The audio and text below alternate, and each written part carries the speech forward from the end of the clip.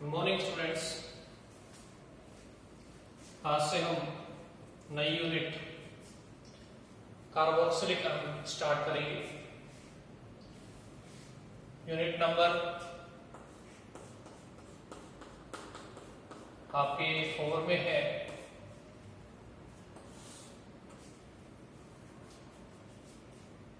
Carboxylic अम्ल।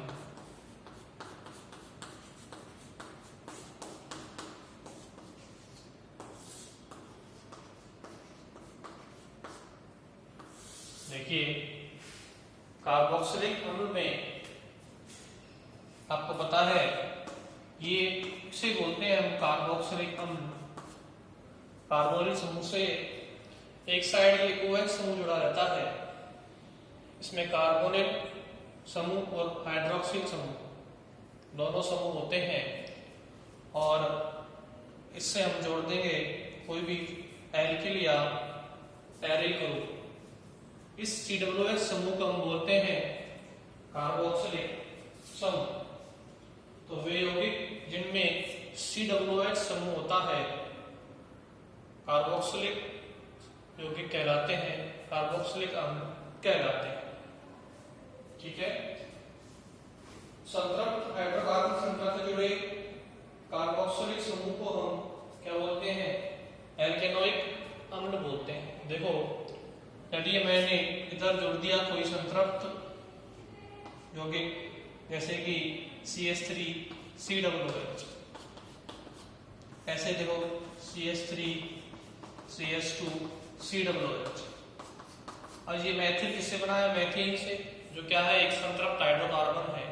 ये ethyl किससे बना है? एथेन से, जो क्या है एक संतृप्त हाइड्रोकार्बन है। संतृप्त हाइड्रोकार्बन युक्त कार्बोक्सिलिक अम्ल जो होते हैं उन्हें हम बोलते हैं एल्केनोइक अम्ल, IUPAC। क्या बोलेंगे उनको हम?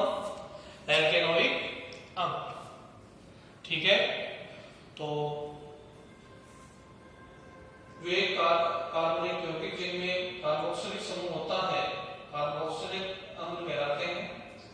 संतृप्त हाइड्रोकार्बन से जुड़े हुए कार्बोक्सिलिक समूह युक्त यौगिकों को हम क्या बोलते हैं? IUPAC में एल्केनोइक अम्ल बोलते हैं।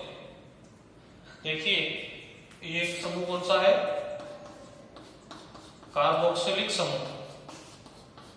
कार्बोक्सिलिक समूह युक्त यौगिक कहलाएंगे कार्बोक्सिलिक अम्ल। ठीक है। अगर इन कार्बोक्सिलिक समूहों से कोई भी संतृप्त हाइड्रोकार्बन जुड़ा है तो इन्हें हम IUPAC में कहेंगे, क्या कहेंगे? एल्केनोइक अम्ल। क्या कहेंगे इन्हें? एल्केनोइक अम्ल कहेंगे। देखिए, इन्हें हम फैटी एसिड्स भी कहते हैं। इन्हें हम क्या बोलते हैं? वसा अम्ल। क्या बोलेंगे इन्हें हम? वसा अम्ल या फैटी एसिड्स। देखिए, जैसे कि होता है स्टीरिक अम्ल, साबुन में जो होता है C17H35COON। ठीक है। स्टीरिक अम्ल C17H35COOH, ये तो सोडियम डाउन हो जाएगा, ये कहलाएगा स्टीरिक अम्ल। जो साबुन में होता है। उच्चतर वसा अम्ल है, उच्चतर फैटी एसिड है, उच्चतर वसा अम्ल बोलेंगे इनको, हायर फैटी एसिड्स। ऐसे होता है पॉमिटिक एसिड, वो होता है C15H31COOH, C15H31COOH, पॉमिटिक अम्ल। पॉमिटिक अम्ल को क्या बोलते हैं हम? C15H31COOH। ऐसे होता है ओलिक अम्ल। ओलिक अम्ल, ओलिक अम्ल को हम बोलेंगे C15 हो गया, 17 हो गया, C17। ओलिक अम्ल में डबल बॉन्ड होते हैं, C17H33COOH। ठीक है, आएगा ओलिक अम्ल। तो ये सभी क्या है, कार्बोक्सिलिक अम्ल है। सामान्यतः इन्हें हम बोलेंगे कार्बोक्सिलिक अम्ल। अगर R जुड़ा है तो एलिफेटिक, अगर AR जुड़ा है तो एरोमेटिक क्या बन जाएंगे, कार्बोक्सिलिक अम्ल। अगर संतृप्त हाइड्रोकार्बन जुड़ रहे हैं तो कहलाएंगे IUPAC में एल्केनोइक अम्ल। इन्हें हम उच्चतर वसा अम्ल भी कहते हैं, जैसे कि स्टीरिक अम्ल C17H35 CWH, पोमेटिक अम्ल C15H31 CWH, ऑलिक अम्ल C17H33 CWH। ठीक है, तो आप लिखें सबसे पहले वे कार्बनिक यौगिक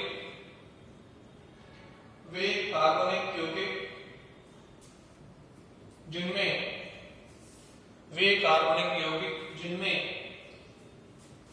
COOH समूह, ये समूह लिखो, वे कार्बनिक यौगिक जिनमें COOH समूह, कार्बोक्सिलिक समूह उपस्थित होता है,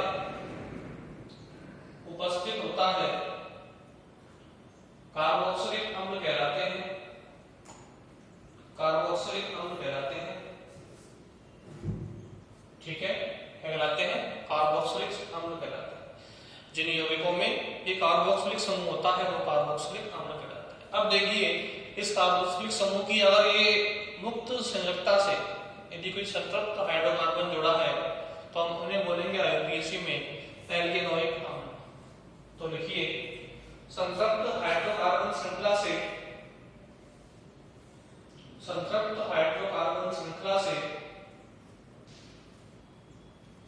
जुड़े हुए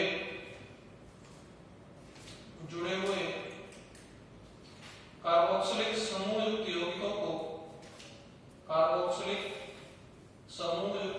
यौगिकों को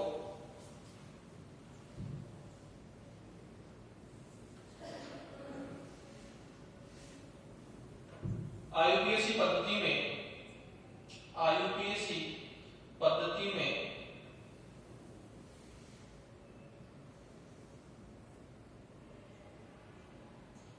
एल्केनोइक अम्ल कहते हैं। देखिए, ये जो वर्ड था कार्बोक्सिलिक, ये सबसे पहले दिया था बायर नामक वैज्ञानिक ने, बायर। तो लिखिए, COOH समूह को सर्वप्रथम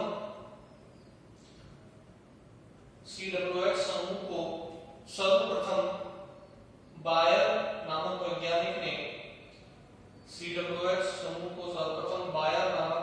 ने कार्बोक्सिलिक समूह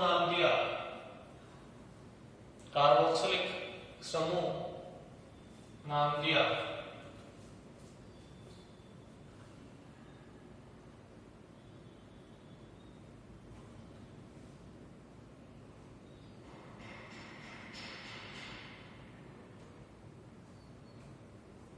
ठीक है,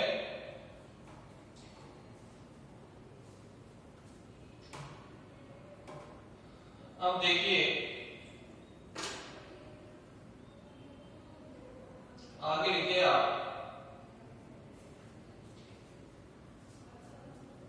इन अम्लों को हम वसा अम्ल भी कहते हैं।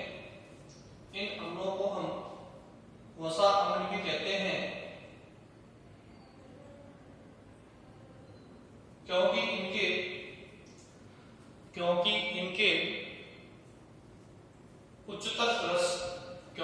इनके उच्चतर सदस्य जैसे स्टीरिक अम्ल, फॉर्मूला क्या होगा, C17H35 COOH लिखो। क्योंकि इनके उच्चतर सदस्य जैसे स्टीरिक अम्ल, फॉर्मूला लिखो C17H35 COOH। पोमेटिक अम्ल C15H31 COOH। ऑलिक अम्ल C17H33 COOH आदि ट्राइग्लिसराइड के रूप में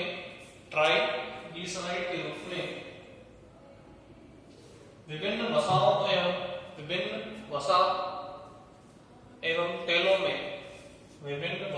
एवं तेलों में पाए जाते हैं।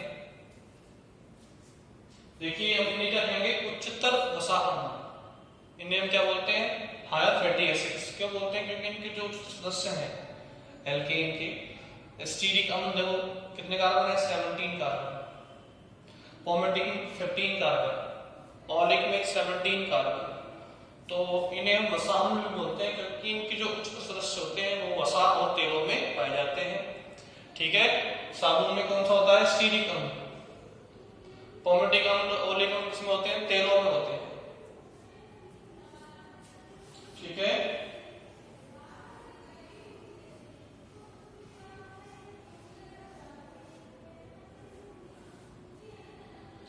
ठीक है।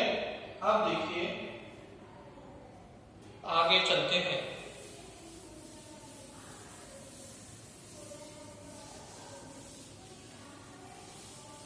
देखिए इनका जो नामकरण है वो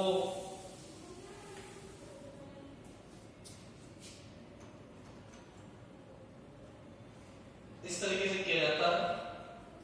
अब सबसे पहले हम इनका रूढ़ पद्धति में नामकरण करेंगे।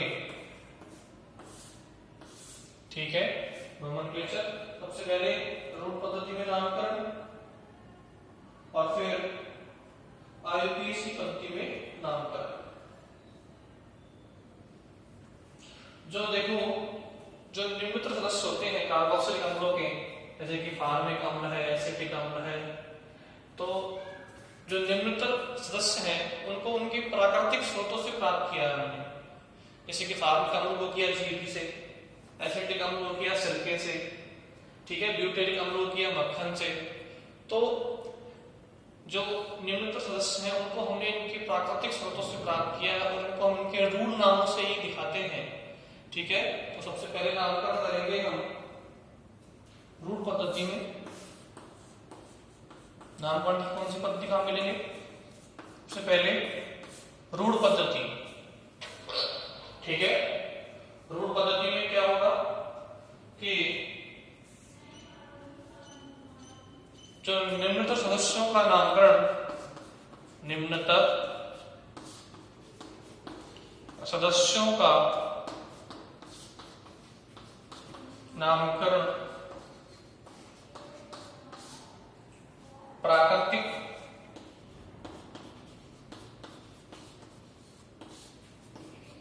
स्रोतों पर आधारित है, प्राकृतिक स्रोतों पर आधारित होता है।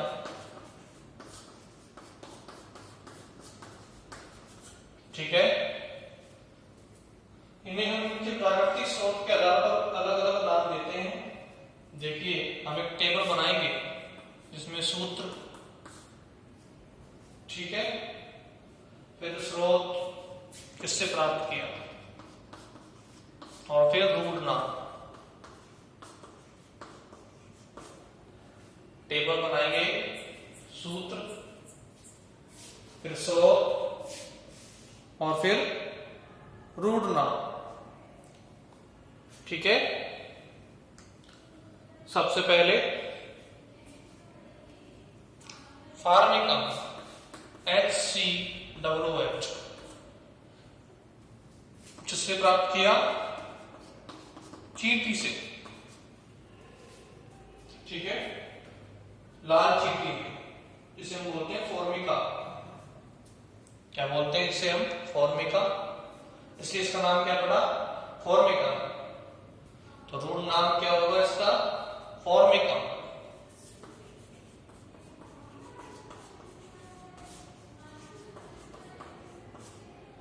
ठीक है, क्या नाम हो गया,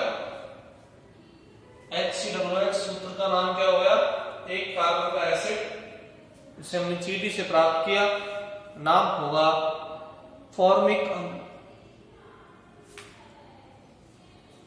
दूसरा देखिए सूत्र, CH3 COOH। CH3 COOH, इसका स्रोत क्या है, सिरका। इसको हमने सिरके से प्राप्त किया, जिसे हम बोलते हैं एसीटन। लैटिन वर्ड नेम है इसका, सिरके का एसीटन।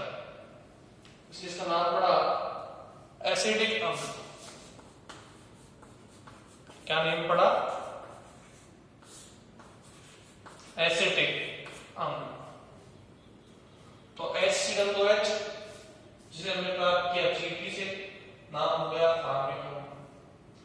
CH3COOH जिसे हमने प्राप्त किया सिरके से, जिसे हम बोलते हैं एसीटम, लैटिन वर्ड, और इसका रूट नाम होगा एसिटिक अम्ल। ठीक है। तो इसी तरीके से हम आगे चलते हैं। इनके नामकरण में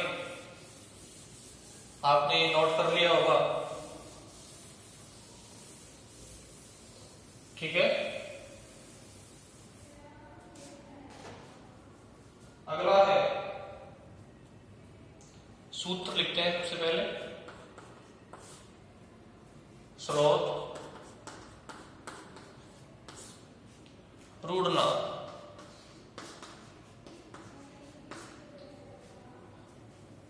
फार्मिक अम्ल और एसिटिक अम्ल के बाद अगला है C3 4 कार्बन का एसिड H7 COOH। इसे हम बोलेंगे मक्खन। मक्खन से प्राप्त करते हैं 4 कार्बन का एसिड, जिसे हम बोलते हैं ब्यूटेरिक अम्ल।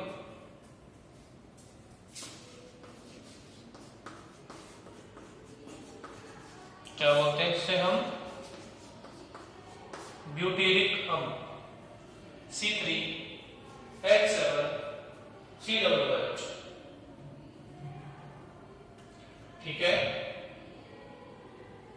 क्या नाम है इसका? ब्यूटेरिक अम्ल। किसमें पाया जाता है? मक्खन में पाया जाता है ब्यूटेरिक अम्ल। नोट कीजिए।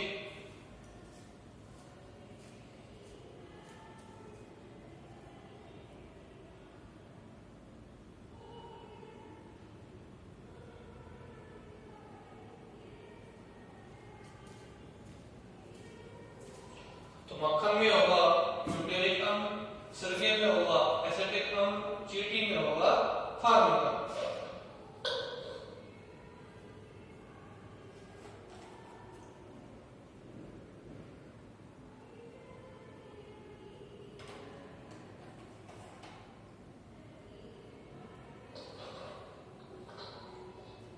नेक्स्ट है 5 कार्बन का एसिड और वो है C3 के बाद आ जाएगा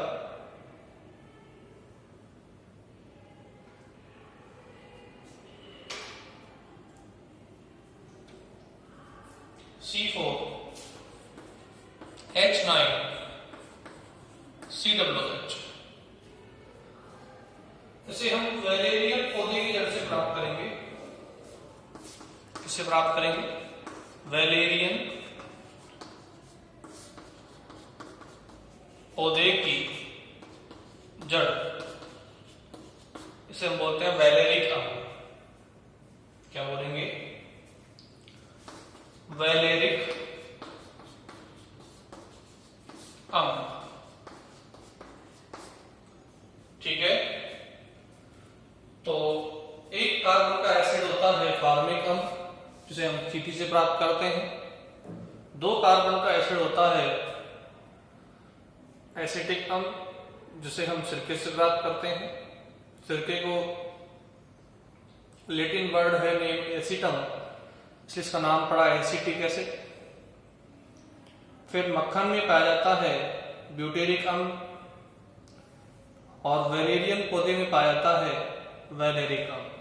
वैलेरिक अम्ल 5 कार्बन का एसिड है। ठीक है। आपसे पूछ सकता है कि वैलेरिक अम्ल का फॉर्मूला क्या होगा। तो देखिए, अगर हम सामान्य सूत्र देखें एसिड्स का, तो CnH2n+1 COOH। ये क्या है?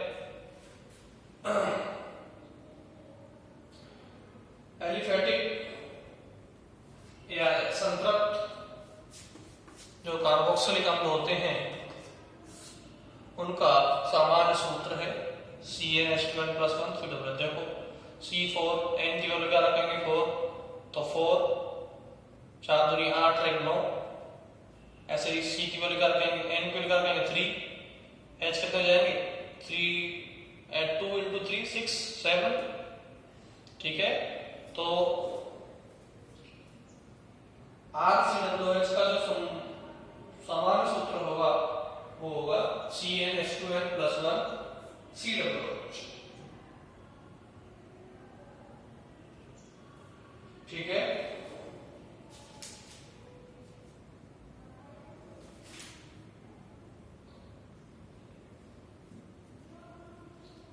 देखिए कभी कभी हम इनका नामकरण एसिटिक अम्ल के व्युत्पन्न के आधार पर भी कर सकते हैं। तो एक पद्धति तो हुई प्राकृतिक स्रोत के आधार पर वर्गीकरण, दूसरा वर्गीकरण है रूढ़ पद्धति के बाद है डिराइव्ड सिस्टम, व्युत्पन्न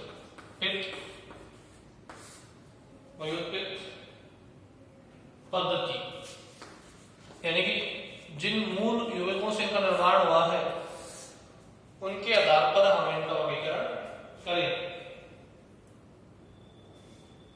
तो कभी कभी हम इन्हें एसिटिक अम्ल के व्युत्पन्न के रूप में भी इनका नामकरण करते हैं। ये क्या है, एसिटिक अम्ल के व्युत्पन्न के रूप में भी इनका नामकरण करते हैं, ठीक है।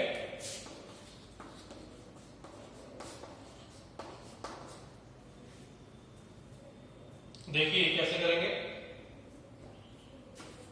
ये एक असंतृप्त हाइड्रोकार्बन युक्त अम्ल है, इसपे एसिटिक अम्ल होता है CH3COOH।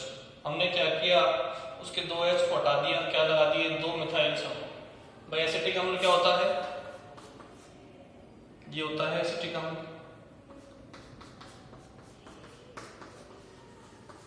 इसके हमने 2 H हटा दिए, ये वाला और ये वाला, और क्या जोड़ दिए 2 मिथाइल समूह, ठीक है। तो ये एसिटिक अम्ल का व्युत्पन्न ही है। कौन से जोड़ दिए 2 मैथिल ग्रुप, डाइमेथिल, तो क्या नाम हो जाएगा, देखो डाइमेथिल एसिटिक अम्ल।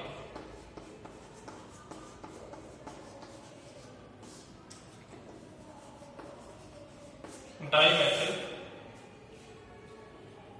एसिटिक अम्ल, ठीक है। और देखिए अगर मैंने एसिटिक अम्ल में से एक H हटा दिया और उसकी जगह जोड़ दिया ये आइसोप्रोपिल समूह, तो आइसोप्रोपिल क्या होता है CH3 CH3, तो ये क्या हो जाएगा एसिटिक अम्ल का आइसोप्रोपिल व्युत्पन्न, तो इसका नाम होगा आइसोप्रोपिल एसिटिक अम्ल, आइसोप्रोपिल एसिटिक अम्ल। ये क्या है, व्युत्पत्ति पद्धति में डिराइव्ड सिस्टम में नाम है। अगर हमने एसिटिक अम्ल के एक H को हटाकर क्या जोड़ दिया, आइसोप्रोपिल समूह जोड़ दिया। आइसोप्रोपिल जानते हो ना, एक कार्बन पे क्या है 2 CH3 हैं, इसको बोलेंगे आइसोप्रोपिल समूह, ठीक है। इसको हमने आइसोप्रोपिल क्यों नहीं बोला, क्योंकि आइसोप्रोपिल के बाद है ही नहीं, हम एसिटिक अम्ल की व्युत्पन्न बोल रहे हैं। एसिटिक अम्ल में क्या होते हैं 2 कार्बन, अब इसमें अगर इसको आइसोप्रोपिल मान लें तो 2 कार्बन बचेंगे नहीं, केवल क्या बचेगा 1 कार्बन, इसलिए इसको हमने आइसोप्रोपिल नहीं बोला। इसमें फिर 2 कार्बन के लिए हमको यहां तक चाहिए एसिटिक अम्ल। अब ये एसिटिक अम्ल है, अब इससे जुड़ा है वो जुड़ रहे हैं 2 मेथिल, एक घेरा और एक घेरा, इसलिए हमने इसको बोला डाइमेथिल एसिटिक अम्ल। यहाँ देखो 2 कार्बन, ये एसिटिक अम्ल हो गया, 2 कार्बन का एसिटिक अम्ल। अब जो बच रहा है वो क्या हो गया, प्रतिस्थापी। ये क्या है, ये आइसोप्रोपिल है, CH3CH CH3। समझ में आ गया? इसलिए हमने इसको यहाँ आइसोप्रोपिल नहीं बोला, क्योंकि हमें क्या बोलना है लास्ट में, एसिटिक अम्ल। तो एसिटिक अम्ल में 2 कार्बन होते हैं, अगर हम आइसोप्रोपिल बोलते हैं इसको तो ये तो केवल 1 कार्बन का एसिड हो जाएगा, और तब ऐसी कंडीशन में ये एसिटिक अम्ल का व्युत्पन्न नहीं होगा, फिर ये फार्मिक अम्ल का व्युत्पन्न होगा। ठीक है, तो ऐसे हम व्युत्पत्ति पद्धति में कार्बोक्सिलिक अम्लों का नामकरण करते हैं। ठीक है, आपसे नोट कीजिए।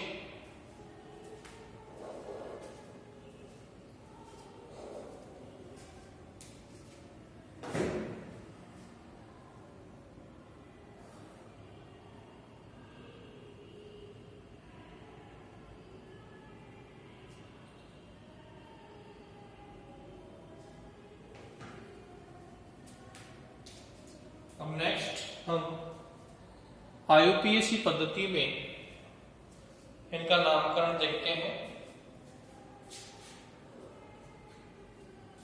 नेक्स्ट पद्धति है नामकरण की, वो है IUPAC पद्धति।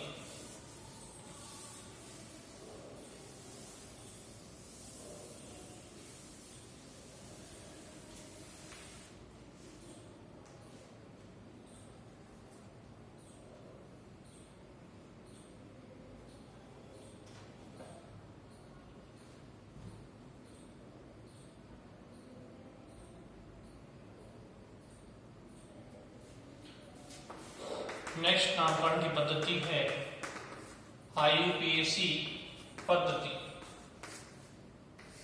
देखिए, IUPAC पद्धति में हम इनका नामकरण उस एल्केन के आधार पर करते हैं जिससे कि ये बने हुए हैं, जिससे ये व्युत्पन्न हैं। तो IUPAC पद्धति में इनका नामकरण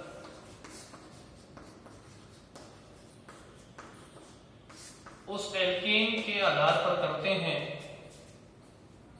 उस एल्केन के आधार पर करते हैं जिससे ये व्युत्पत्ति हुए हैं, जिससे बने हैं, जिससे ये व्युत्पत्ति होते हैं। ठीक है, जिससे बनते। ठीक है, तो हम क्या करेंगे, एल्केन से बने हैं तो एल्केन के ई को हटाकर क्या लगा देंगे, ओइक। क्या लगा देंगे, ओइक। क्या नाम हो जाएगा, एल्केनोइक। तो IUPAC पद्धति में हम इन्हें क्या बोलते हैं, एल्केनोइक, एल्केनोइक अम्ल। IUPAC में क्या क्या बोलेंगे इन्हें हम, एल्केनोइक, क्योंकि ये एल्केन से बने हैं। एल्केन के ई को हटाएंगे और क्या लगा देंगे, ओइक लगा देंगे। तो इनका सामान्य नाम क्या होगा, एल्केनोइक अम्ल। जैसे कि मैथेन में से ईट आया, क्या लगा दिया, ओइक, क्या बन गया, मैथेनोइक। एथेन से ईट आया, क्या लगाया, ओइक, क्या बन गया, एथेनोइक। प्रोपेन से हटाया ई, क्या लगाया, ओइक, प्रोपेनोइक। ब्यूटेन से हटाया ई, क्या लगा दिया, ओइक, क्या बन गया, ब्यूटेनोइक। तो एल्केन के ई को हटाकर ओइक लगा देने पर ये क्या बन जाते हैं, एल्केनोइक बन जाते हैं और हमें विभिन्न अम्ल प्राप्त होते हैं। तो आप इसे नोट कर लीजिए। IUPAC पद्धति में इनका नामकरण उस एल्केन के आधार पर करते हैं जिससे व्युत्पत्ति होते हैं एल्कीन के ई को हटाकर OH लगाते हैं। अतः आईयूपीएसी पद्धति में हम इन्हें एल्केनोइक अम्ल कहते हैं। ठीक है, तो आज की क्लास में हमने कार्बोक्सिलिक अम्ल का सामान्य वर्गीकरण देखा, सामान्य जानकारी प्राप्त करी और फिर हमने इनके नामकरण शुरू किए हैं। अब हम सबसे पहले हमने रूट पद्धति में नामकरण किया, फिर डेरिवेटिव सिस्टम में व्युत्पत्ति पद्धति में नामकरण किया और लास्ट में हमने आईयूपीएसी नामकरण शुरू किया है। इसके बारे में डिटेल से अध्ययन हम नेक्स्ट क्लास में करेंगे। धन्यवाद।